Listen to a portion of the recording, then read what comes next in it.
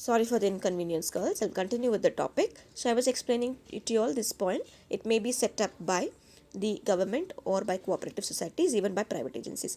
Yeah, so it is set up by either government or cooperatives together in a cooperative society set up, or either by private agencies also set up and provided.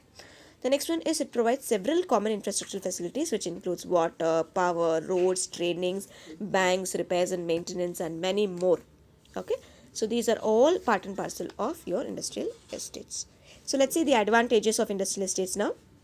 First one is economics of scale. Yes, industries will be able to attain that economies of scale of production. They'll be able to enjoy that common infrastructure facility, because if they have to like individually set up such an facility, such an amenity, it's very difficult. It's going to cost them a lot. But rather, this is an economic scale, okay, wherein it is set up in common, wherein many industries can use the same facility, and they will be able to take advantage of the same. Okay, the next one is external economies. Several industrial units are clustered together, okay, as a result of which they are able to enjoy the benefits together, okay, like transport facilities, labor facilities also, and then repairs, everything. Low investment, obviously, when compared to acquiring one industry on your own, setting up all the infrastructural facilities, actually an industrial estate is a low investment. It's a low cost project where you can at a low investment you'll be able to get all the facilities. Next one is low risk. Even the risk is less, because you are enjoying a common facility. Even when there are any kind of uncertainties, any kind of difficulties that which is imposed, you will be able to face it, because the risk is diffused among all many and entrepreneurs. And since it's a common facility, it will be contributed together, and whatever is the thing, it will be the risk, it will be faced. Next is mutual cooperation. So all the industrial units who are set up in that particular vicinity will be in mutual understanding. They'll be in mutual cooperation, and this will enable the industries to achieve a lot of objectives and goals. Balanced regional development, another advantage. So you will be able to also secure this balanced regional development in the economy in the country, because even backward regions are usually chosen in order to set up the industrial estates, as a result of which the infrastructural facilities even in backward and rural areas will develop, and that will bring about a balanced regional development like urban. Next one, saving a lot of time and effort, because all the facilities are already set up, okay, in that particular vicinity. So you would be able to use them without any kind of waste of time or waste of efforts.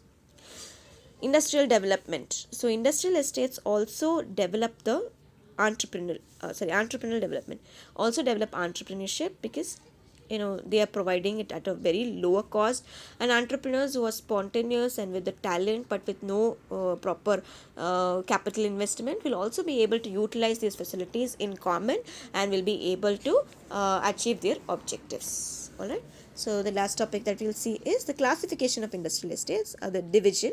So you can see here, on the basis of function, on the basis of organizational setup, and on the basis of other variants. So first one is general type of industrial estates. So these general type of industrial estates are something which is a setup for the accommodation of wide variety or wide range of industries. Okay, it's a general kind of estate that which is set up, and many industries will be able to utilize the same. The next one is special type of industrial estate. Special type is a specific type of industrial estate. It will be suitable only for a specific industry. General type will be suitable for all types of industries, but specific type will be suitable only for that specific industrial type. Okay, on the basis of functions. On the basis of organization setup, first one you have is government industrial estates. Understood, it is set up by the government. Okay. Next one is private industrial estates. These are set up by private individuals.